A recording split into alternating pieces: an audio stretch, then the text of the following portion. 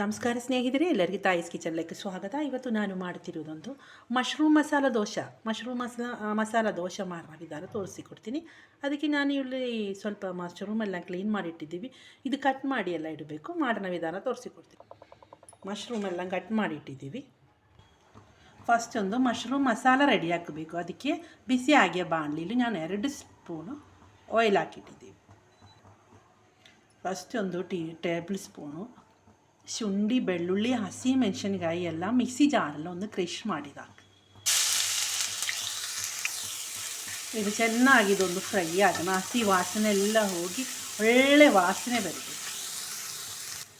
ಈಗ ಇದೆಲ್ಲ ಒಂದು ಫ್ರೈ ಆಗಿದ್ದು. ಈ ಟೈಮಲ್ಲಿ 2 ಮೀಡಿಯಮ್ ಈರುಳ್ಳಿ ಚಿಕ್ಕದಾಗಿ ಕಟ್ ಮಾಡಿ ಹಾಕಿ, ಸ್ವಲ್ಪ ಉಪ್ಪು ಹಾಕೋಣ.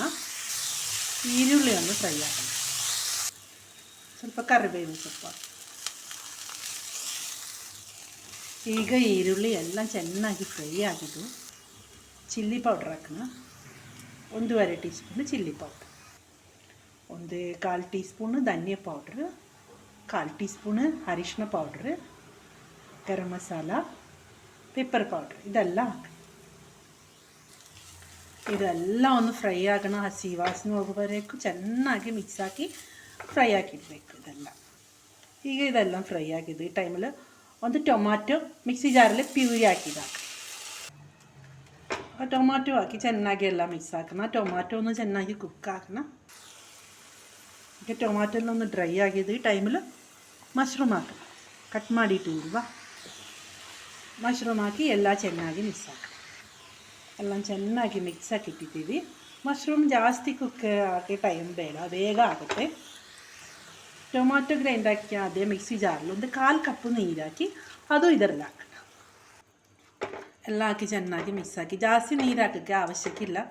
ಈ ಮಶ್ರೂಮ್ದು ಕುಕ್ ಆಗೋ ಟೈಮಲ್ಲಿ ಅದರಲ್ಲಿ ನೀರು ಜಾಸ್ತಿ ಇರುತ್ತೆ, ಅದು ಬರುತ್ತೆ.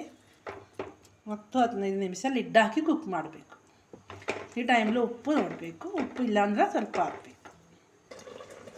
ಒಂದು 5 ನಿಮಿಷ ಆಗಿದ್ದು ನೋಡಿರಿ. ನಮ್ಮ ನೀರು ಏನೂ ಹಾಕಿಲ್ಲ, ಮಶ್ರೂಮ್ ನೀರು ಹಾಕಿದ್ದು ನೋಡಿ. ಸ್ವಲ್ಪ ನೀರಲ್ಲೇ ನಾವು ಹಾಕಿದ್ದು.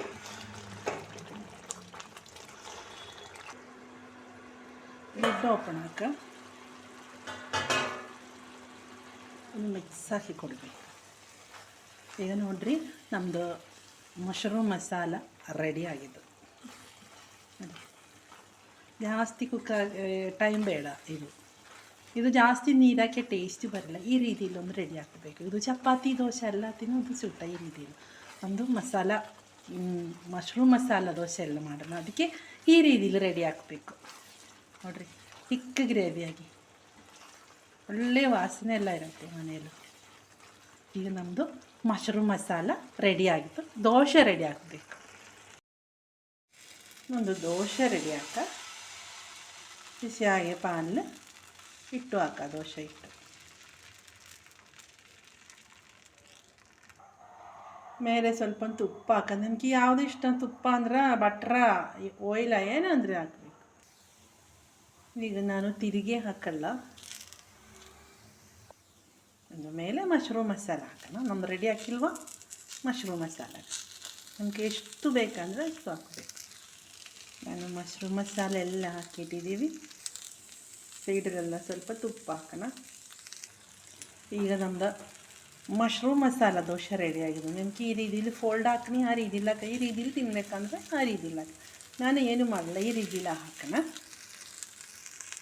ಈ ರೀತಿಯೆಲ್ಲ ರೆಡಿ ಹಾಕಿಡಬೇಕು. ಈಗ ನಮ್ಮದು ಮಶ್ರೂಮ್ ಮಸಾಲ ದೋಸೆ ರೆಡಿ ಆಗಿತ್ತು. ಒಳ್ಳೆ ಟೇಸ್ಟ್ ಅಲ್ವಾ. ಬೇರೆಲ್ಲ ರೀತಿಲಿ ಮಾಡಬೇಕಂದ್ರೆ ಇದೊಂದು ಮಶ್ರೂಮ್ ಹಾಕಿ ಮಾಡೋಣ, ಒಳ್ಳೆ ಟೇಸ್ಟಾಗಿರುತ್ತೆ. ಬೇರೆ ಚಟ್ನಿ ಸಾಂಬಾರು ಬೇರೆ ಏನು ಬೇಡ. ಇದೇ ಥರ ಇದೇ ಸಾಕು. ನಿಮಗೆ ಫೋಲ್ಡಾಗೆಲ್ಲ ಹಾಕಿ ಮಾಡೋಣ ಇಷ್ಟ ಅಂದರೆ ಆ ರೀತಿಲಿ ಹಾಕಬೇಕು. ನಾನು ಈ ರೀತಿಲಿ ಹಾಕಿದ್ದು. ನಮ್ಮ ಮಕ್ಕಳಿಗೆ ಈ ರೀತಿಲಿ ಹಾಕಂದ ಇಷ್ಟ, ಅದಕ್ಕೆ ನಾನು ಈ ರೀತಿಲಿ ಹಾಕಿದ್ದು. ನೀವು 1 ಟೈಮ್ ಈ ರೀತಿಲಿ ಒಂದು ಮಾಡಿ ನೋಡಬೇಕು. ಮಕ್ಕಳಿಗೆಲ್ಲ ರೆಡಿ ಹಾಕಿ ಕೊಡಬೇಕು, ಇಷ್ಟ ಆಗುತ್ತೆ. ನಿಮ್ಗೆ ಈ ಮಶ್ರೂಮ್ ಮಸಾಲ ದೋಸೆ ವೀಡಿಯೋ ಇಷ್ಟ ಹಂಗೆ ಎಲ್ಲರೂ ಸಬ್ಸ್ಕ್ರೈಬ್ ಲೈಕ್ ಶೇರ್ ಮಾಡಿರಿ. ಫ್ಯಾಮ್ಲಿಗೆ ಫ್ರೆಂಡ್ಸ್ನೂ ಶೇರ್ ಮಾಡಿ. ಎಲ್ಲರೂ ಟ್ರೈ ಮಾಡಬೇಕು. ಎಲ್ಲರೂ ಸಬ್ಸ್ಕ್ರೈಬ್ ಹಾಕುಲ್ಲೆ. ಎಲ್ಲರೂ ಸಬ್ಸ್ಕ್ರೈಬ್ ಹಾಕಿ ಫ್ರೆಂಡ್ಸಿನ ಫ್ಯಾಮಿಲಿಗೆ ಶೇರ್ ಮಾಡಿ. ಎಲ್ಲರೂ ಟ್ರೈ ಮಾಡಬೇಕು. ಓಕೆ, ಬಾಯ್.